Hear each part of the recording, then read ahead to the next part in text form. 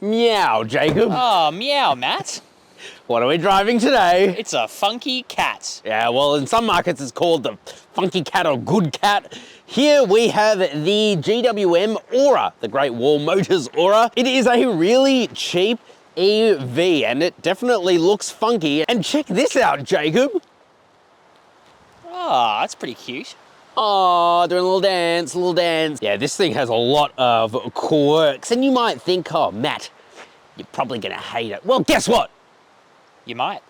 I might, but I don't. I really like this thing. It's pretty cool. Yeah, it's got its deficiencies, but from Great Wall, I think this is actually one of the best products they've ever brought into Australia. It's really impressive in a lot of aspects. There are some drawbacks. So of course, today we're gonna take you through all of those. So today we're gonna take you for an exterior tour of the GWM Ora. We're gonna move on to the interior, see just how luxury it is. We're then gonna drive this thing, see just how well it goes on our Australian roads. And of course, we're gonna performance test it. We're gonna launch it 0 to 100 kilometers an hour. And I will end on my final thoughts on whether you should buy the GWM Funky Cat. I mean, Ora. Such a weird car, man. I messed that one up. Exclamation mark. Jacob? Let's do this. Let's do this. Now, Jacob, it's never really a good thing to give this kind of car to a bunch of Australian motoring journalists. And can I tell you why? Please tell me why. Everyone is certainly north of their 40s, probably well north of their 40s, and they're very conservative. Now, that doesn't mean if you're one of my viewers and you're north of 40 and very conservative, I don't like you. In fact, you're probably a great person. What I'm trying to say is, this is not their target demographic, is it? No, you're not the funky demographic. I f***ing love it. I f***ing love it, okay? I think it's really good looking.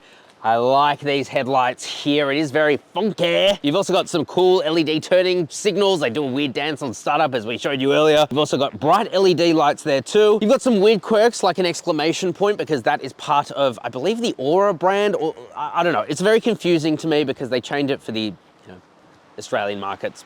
Anyway, the design is very cool. You can also open up this area, but you're not gonna be able to store anything in it, which does suck, especially for a dedicated EV. You've also got some interesting like patterns on the sides, which I don't know, it's like such a small detail, but very cool, and some aero down the bottom to help cool the battery. The one thing I don't like about the front of the Ora, Jacob, and that has nothing to do with the car, but rather the person who prepared this car, because they've covered up the bloody camera on the front. That's the weirdest decision ever. Why would you do that? What a small bit of attention to detail you have missed out on. Anyway, that's my only complaint. So you basically get a 270-degree camera on this car. Yeah. Weird. Anyway, rant over. Now, coming to the side, you're gonna notice these alloy wheels here. They're pretty funky looking themselves, very quirky. They are wrapped in some Gitty tires, and there's a little logo of me there. Oh, you're a bit of a chunky boy. That one hurt. The other thing as well that I haven't mentioned yet is pricing, but also this. So, as I said, this is one of the cheapest EVs. The Ora model starts off with the standard range that will get you about 320 kilometers out of its 48 kilowatt hour battery, and that is just over 40 grand. And you'll find that competitors like the MG4 that's just come out, and we will be reviewing very soon, so make sure you subscribe now. That will set you back around the same price, and the BYD Dolphin, which hasn't come out yet, and I'm a bit skeptical about. Anyway, this one here though is the extended range. So it has a 63 kilowatt hour battery, quite a lot bigger, and that will get you about 420 kilometers on the WLTP cycle. We don't get that much, but we'll come back to that later. The only thing I don't really love about it is if we have a look at these charging ports, you do have AC and DC charging. Rock on, baby. Nice. Make that joke every time. Every single time I make that joke. Never fail. Without fail. The only annoying thing is you do get 11 kilowatt AC charging, but the DC charging maxes out at like 70 kilowatts or under, which is actually quite slow for such a large EV. So yes, a little bit disappointing, but anyway, let's come back to the side. You've got a 360 camera here as well, 270 camera here, Jacob. At least that one's not covered up by the license plate. This one's a bit weird though. You only have keyless entry and go for the driver, no one else. So that seems like a weird miss. You've got tinted privacy glass there though. I like this dual tone roof too. And you're gonna notice it's a pretty short wheelbase. This is a really pocketable EV, something you can really easily live with in the city. That's something I've noticed while driving this, and it looks pretty funky as well, Jacob. Let's check out the bum. Let's do it. Okay, coming to the back, Jacob, it does a little funky dance as well. Check this out. Oh, look at the light bar. Oh, it's doing a light show. Flashing, flashing, flashing. Very Tron-esque. I quite like it. Also very unique back. And in fact, I like the rear more than I like the front. Story of my life. Aura badge there. You've got a GWM badge there too. You've also got your turning signals and reverse lights down here. I never like them too low because it means that the car behind you might not see them. Yeah, it does look a little weird to me from the back, I have to admit. Yeah, I don't know. I really like it. I like the diffuser as well. But Jacob, you know how I said it was pocketable? What does that mean? If you can fit it in your pocket, it's not going to have much boot space, is it? And Hell no. No, it doesn't have much boot space. It's 230 litres, just under, which is quite abysmal, actually. It's a decent, usable space. It's just that I don't think you could fit a large suitcase in there without putting down the rear seats. So that's not amazing. It's pretty easy to do so. You also don't really have any underfloor storage. You do have a charging cable back there, so I don't know. That seems like a bit of a miss considering there's no motor at the rear for this one, but hey, what do I know? What do we know? I'm just a stinky little boy. Let's check out the interior. Alrighty, friend. You know, I've never asked. Is it okay if I call you Jacob? What do you mean? That's my name. Maybe you prefer Jake. Why would you ever say that? Let's get back to the main show, which is this interior. I'm not gonna lie to you guys. When I first got in here, I genuinely thought I was in like a top spec because it is really, really nice. Dude, it blew me away. There's 2 models above this. The next model up is a Rolls Royce. It could be. It's really nice. You have soft touch materials everywhere. You've got like this faux suede with this cool blue stitching here. You know blue is the color of electricity? It is. That's what I learned from Toyota. You have these awesome seats. They are super comfortable, which if you've ever seen my Great Wall Haval H6 GT video, you would know that has surprised me. I think they listen to you, Matt. Is it right if I call you Matt? Or would you prefer Matthew? I think I'm preferring Bartholomew, actually.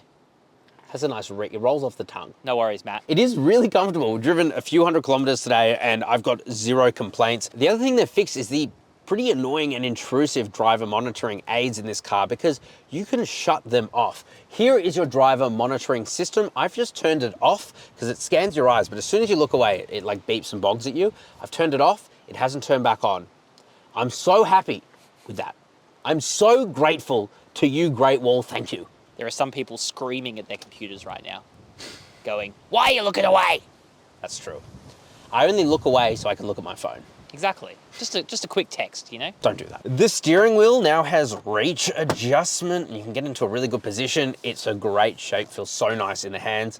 Leather unit. You do have buttons here to control your digital instrument cluster, and because it's from Great Wall, it's bloody fantastic. It's super responsive. It's not very customizable. You can just see a few things on the right-hand side, but it's enough. You've also got this infotainment display here, which is super snappy. You do get wireless Apple CarPlay and wireless Android Auto. It's actually pretty intuitive to navigate. Unfortunately, your air conditioning controls are completely within the screen, but thankfully it's responsive enough that it hasn't really been an issue. And otherwise it's actually kind of basic. Like there isn't that much going on inside of it, but it's functional. You just use Apple CarPlay.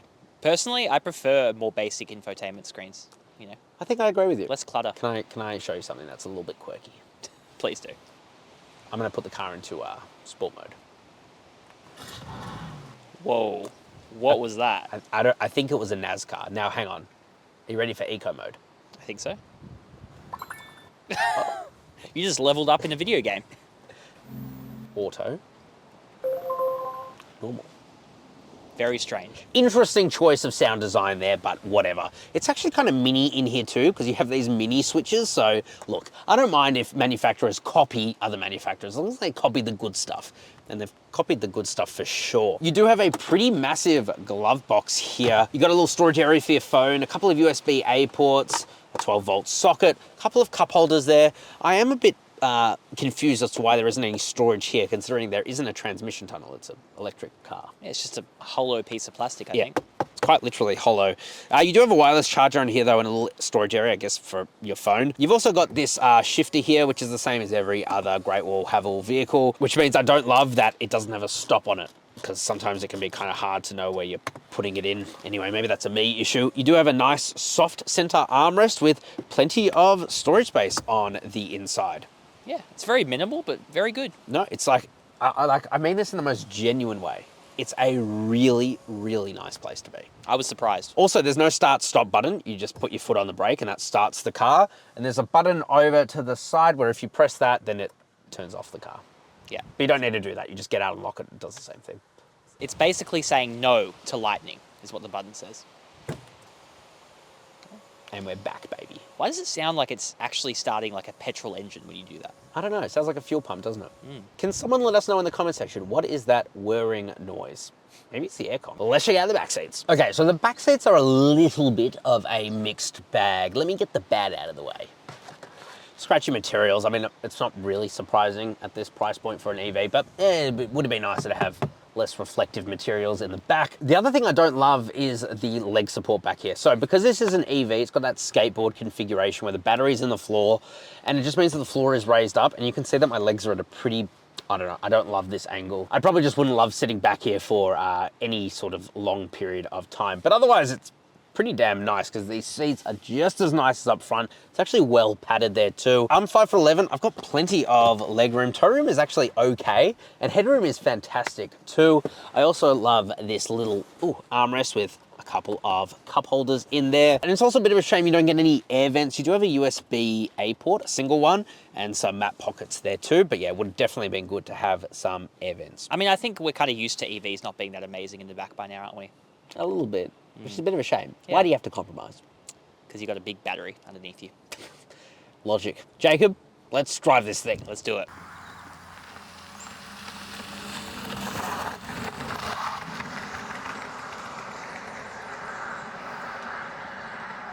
Alrighty, friend. Can I start with just something I really don't like? You see how our indicator's on right now? Let me cancel it. Oh. You're playing Pong with the indicators. You know what it is? You don't have a light touch. No, I do. There's a little touch. That should do 3. Yeah. Then there's a big touch. Right? Yeah. I can cancel it on the left-hand side. Do it on the right-hand side. I can't cancel it. There's something wrong with the indicator. Okay. Anyway. That's a weird little quirk. Actually, a perk, yeah. A real perk. Definitely not a perk. Other than that, I've really enjoyed my time with this thing. Yeah, I mean, it's definitely a weird looking car from the outside, but on the inside, it's actually really nice. I don't know why you think it's weird. I think it looks funky. Funky cat? Exactly. I actually quite like it. So Jacob, we have the longer range version here, and frankly, I'm quite glad because we're getting about, the claimed range about 420 kilometers on the WLTP cycle. I'm getting closer to about 370 kilometers or so of real world driving range, which is okay, especially for a car at this price. You can also get a shorter range version that comes with a smaller battery. I didn't mention this one's about 60 kilowatt hours. I'd be scared. I'd be a little bit scared. I'd be very scared to be out here. We'd have probably 100 kilometers less range now. We wouldn't make it home. I don't think so. But the benefit of that would be cheaper. One, it's one of Australia's cheapest EVs. And two, it's just better as like a second car, if that makes sense. But as a primary car, let me tell you something. Actually, shut up. Shh. Oh, okay, we're in sport mode now. Oh my God. Steering becomes nice and heavy. We can also change it through the screen if we really want to. This thing handles unbelievably well. Bro, I am shook. And can I say something as well? I'm really comfy. I'm really bloody comfy, Mum. Mum. Oh my God, this thing is fast. It's talking. Yeah. Wow. I don't think we've even mentioned what the outputs are, Jacob. What are they, Matt? So you get 126 kilowatt of power, 250 newton meters of torque, but it's pretty instant torque. EVs are cheap mode. I mean, it's not unsubstantial. No, and the fact is that this is front wheel drive as well. It doesn't feel like front wheel drive. Maybe it will here. Tickle my little pickle. Going up Saucy Corner. Let's see how it goes. Oh, a bit gentle, which is actually not a bad thing. Otherwise, it would just spin its wheels. We saw that with the Kona back in the day. I'm glad it was gentle. Okay. Oh my God. Here's our first little hairpin. Oh. Whoa. Wow. Bro, that handles like an all-wheel drive around there. It's not just an all-wheel drive. It's like Fiesta ST levels of speed. That was sick. It's so nimble. This thing is This thing drives pretty awesome. It has really good performance. Like, I'm genuinely impressed. Like, I'll tell you what else. It's not like uncomfortable. So there's been some previous GWM products that, I don't know, I haven't loved sitting in. But this, I've been perfectly happy. I feel supported in these seats. I feel like I'm in a good driving position. I feel like the steering wheel is like a perfect angle, the perfect size. I don't know. It's all working for me in this car. Yeah, and you get a little exclamation point to look at. Yeah. It's like when you spot it in Pokemon, you know? When you've been attacked by a little Pikachu. When you're running in the bushes and a wild Pikachu appears, a wild Matt has appeared. But instead it's a wild GWM. Look, they've done their research, clearly. All right, Jacob, there's only one more test to do. And that is the performance test. Oh, let's do it. Let's do it.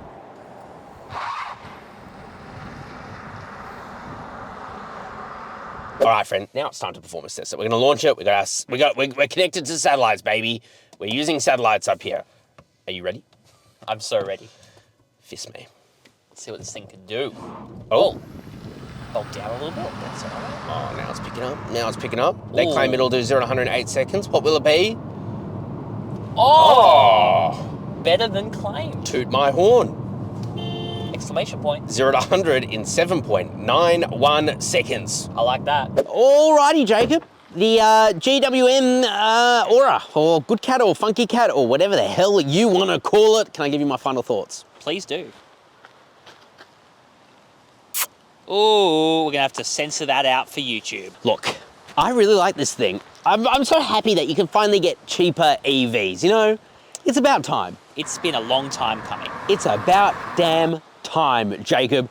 I really like the interior of this thing. I think the exterior looks really good. It is quite small, so it means that it's great as a city car. It gets decent enough range.